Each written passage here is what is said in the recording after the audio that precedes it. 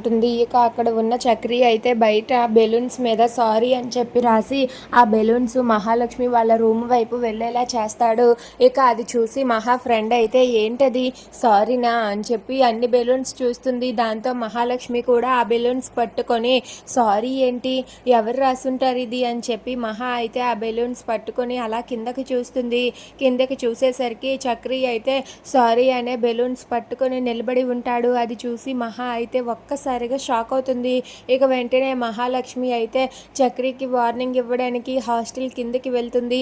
కిందకి వచ్చి ఏ ఏంటిది అసలు నువ్వేం చేస్తున్నావు అని చెప్పి మహాలక్ష్మి చక్రిని తిడుతూ ఉంటుంది. దాంతో చక్రి అయితే సారీ అండి, నన్ను క్షమించండి అని చెప్పి అక్కడ ఉన్న చక్రి అంటూ ఉంటాడు.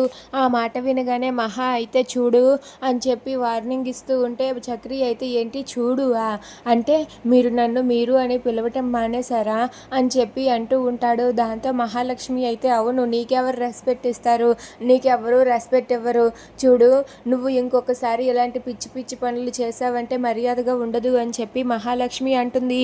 ఆ మాట వినగానే చక్రి అయితే మీరు నన్ను చూడు అని అంత క్లోజ్గా పిలుస్తున్నారంటే లైఫ్ లాంగ్ మన ఇద్దరం కలిసి ఉంటామనే కదా అని చెప్పి చక్రి అంటాడు.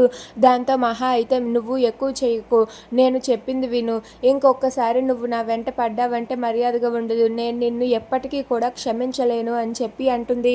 ఆ మాట విని చక్రి అయితే ఒక్కసారిగా అదేంటి మేడం అలా అంటారు, దయచేసి నన్ను క్షమించి నన్ను ఒక్క మాట చెప్పేయచ్చు కదా, మీ వెంట పడ్డం మానేస్తాను అని చెప్పి చక్రి అంటాడు.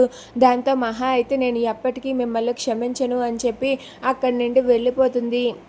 అలా మహాలక్ష్మి రూమ్లోనికి వెళ్ళిపోయిన తర్వాత తన ఫ్రెండ్ ఇలా అంటూ ఉంటుంది, ఏంటే పదే పదే నీ దగ్గరికే వస్తున్నాడు, నీ వెంట పడుతున్నాడా ఏంటా, తనని ప్రేమించమని వేధిస్తున్నాడా అని చెప్పి అడుగుతూ ఉంటుంది. ఆ మాటకి మహాలక్ష్మి అయితే ఏంటి నువ్వు ఏం అర్థం చేసుకుంటున్నావు, అసలు మా మధ్య అలాంటిదేం లేదు అని చెప్పి అంటుంది.